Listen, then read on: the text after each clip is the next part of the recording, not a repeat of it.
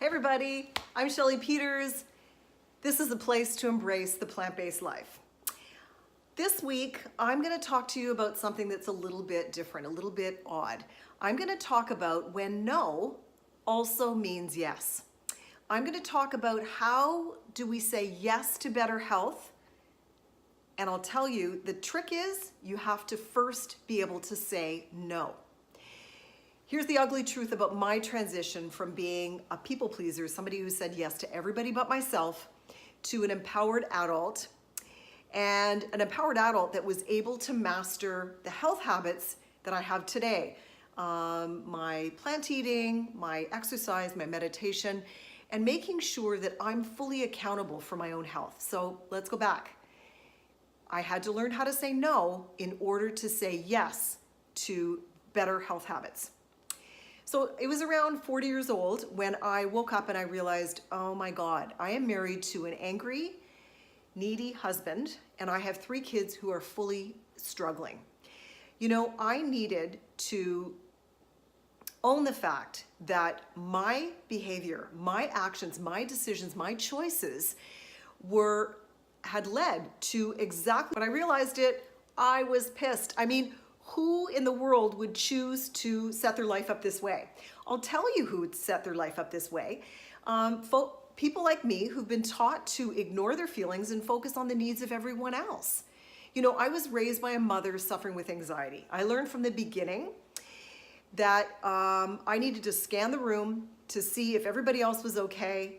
And if they weren't okay, I needed to do or say whatever it took to make sure that they were. You know, this wasn't a passing phase. This was a part of my survival strategy as a child. In other words, a deeply embedded belief and a 40-year-old strategy that I was going to have to try to change.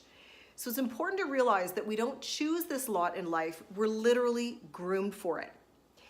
I could stop calling myself stupid and when my therapist pointed out to me that these behaviors are passed down from generation to generation. And these family rules and dynamics are taught and reinforced by each passing generation. So after my mind was like blown, and I realized my picture didn't need to be in the dictionary under the word stupid, my negative self-talk stopped. It really at least slowed down. And my focus changed from I needed to do better, because I always thought I needed to be fixed, to I need to find out how to do life differently, I needed to learn how to show up differently. I couldn't turn to my family, immediate or extended, really, for help because they were following the rules that I needed to break. I'm from a long line of women who essentially hand the responsibility of their lives to their husbands and their kids. Listen, we're a passionate bunch of opinionated women, but somehow most of us don't feel worthy of stepping up and fully embracing our own lives. This disease to please left me anxious, overdoing it, emotionally exhausted, and bitter. Not to mention frustrated. Oh, you know what? I would often put on a happy face, but underneath that forced smile, I was convinced if only I could do better, if I could be better at blank, or I was more blank, you fill it in, my husband would act differently, my life would be better. I thought I honestly needed to be fixed. And sadly, I spent most of my time justifying bad behavior by my husband and my kids. The happiness of my kids and my hubby was my primary focus, even though I was clearly failing miserably at making anyone happy, least of all myself. That's the ironic part of all of this. Isn't there a country music song that says the road to hell is paved with good intentions? Trust me, I had the best of intentions, but I had clearly created a direct road to hell. Here's the truth. I had to break the rules I had been taught by my well-intentioned parents by learning to say no, so that I could start saying yes to the life that I needed to lead, so that I could say yes to being accountable for who I was. Listen, if you're still confused by the term people pleaser, because that's definitely what I was, or codependent, or there's lots of terms, I'll give you a little insight. I'll dig a little deeper for you.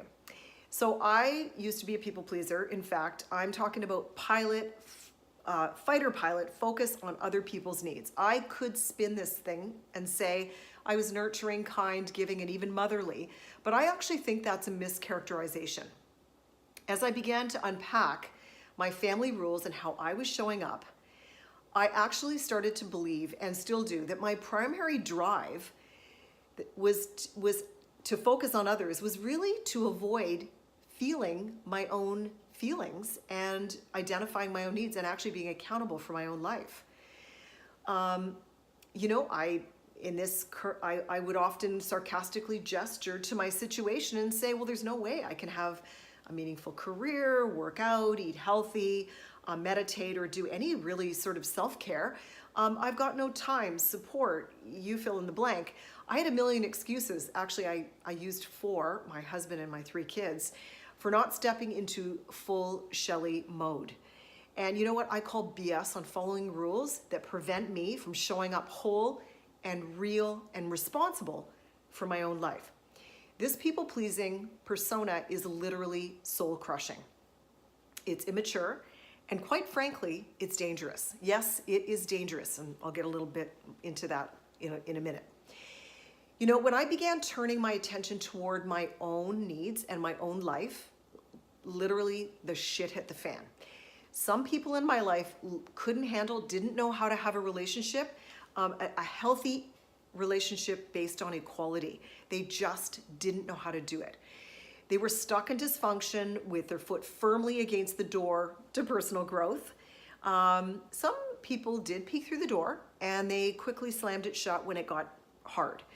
Lucky for me, I'm sort of equal parts ninja avoider and badass stubborn.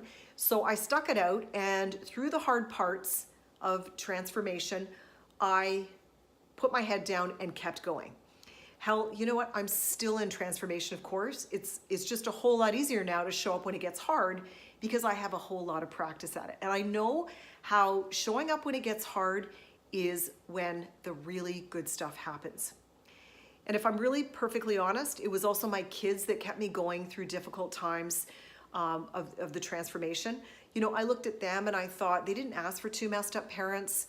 They deserve a lot better. And I was determined to throw out that dysfunctional rule book I'd been raised by and start writing some new rules, no matter how hard it got. So breaking the rules and showing up real and whole requires a ton of courage. I can tell you that now. It's not an easy journey.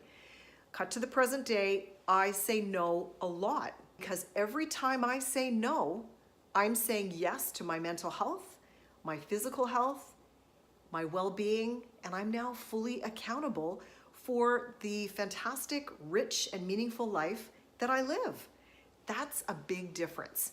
I'm much kinder now and more nurturing because actually when you show up in your life whole and authentic, completely imperfect, but whole and authentic and accepting who you are, kindness and connection is actually possible. This girl no longer feels emotionally, physically exhausted by drama, pretending, worrying, having my head way up my kid's ass. I don't feel trapped into doing things that don't line up with my highest priorities. Or the best part, I no longer feel the deep disappointment of looking for connection in shallow relationships. I wasn't kidding when I say staying stuck in a yes mode is actually dangerous. Your mental and physical health is at risk, not to mention a lifetime of crisis and management and heartache is your future if you continue to hold on to this yes mentality. I can now show up and model for my kids what it looks like to be fully accountable and leading a really great life. I want you to practice saying no, because every single no is a big resounding yes for a better life. If saying no scares you, that's a signal you need to say it even more often. Here's how you do it. Here's how you start. Start a habit of some kind of healthcare. Pick it: meditation, eating plant-based, going to bed earlier, reading, picking up a new hobby, something that speaks to your heart and that's going to make your life better. And you're going to have to say no in order to make sure you master this new habit.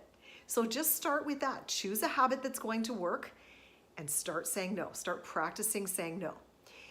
You can journal the experience, journal how people are showing up when you say no, and just unpack it a little bit. Hey fam, you can say things like, hey family, I'm gonna take a yoga class on Wednesday nights. I'm gonna need someone to clean up the dinner and take the dog for a walk. Practice asking for help and practice saying no. I'm not gonna be able to do that anymore. That's actually a responsibility I'm gonna give to you, back to you. It's probably theirs to begin with. So saying no, asking for help, and letting family and friends be responsible for their own lives is all part of saying yes to being responsible for your own life. So here's your homework. I want you to choose a powerful health habit to master that's gonna push your growth edges. And you know what that means? That means you're gonna be stepping out of your comfort zone a little bit. Remember, that's where the good stuff happens. I want you to journal what you'll say no to in your journal when you choose the habit so that you can say yes to your new habit. Journal the reactions you receive from your new boundaries and take note of those that support your best life and those that in fact are trying to sabotage you. And maybe you need to have a hard conversation with some of these people. Look, I'm so proud of you for taking on the hard work of learning to say no so you can start to say yes to your best life. Breaking the family rules isn't easy, but remember, your best life is on the other side of them. So take care. If you want more of these kind of videos for inspiration to live your best life and create health habits that will make a huge impact in your life, you can subscribe to my channel. I'm at shellypeters.com, and my YouTube channel is simply Shelly Peters. I put out a video every Monday at 7:30 in the morning so you can kick your week off right. So take care. Thanks for joining me, and remember,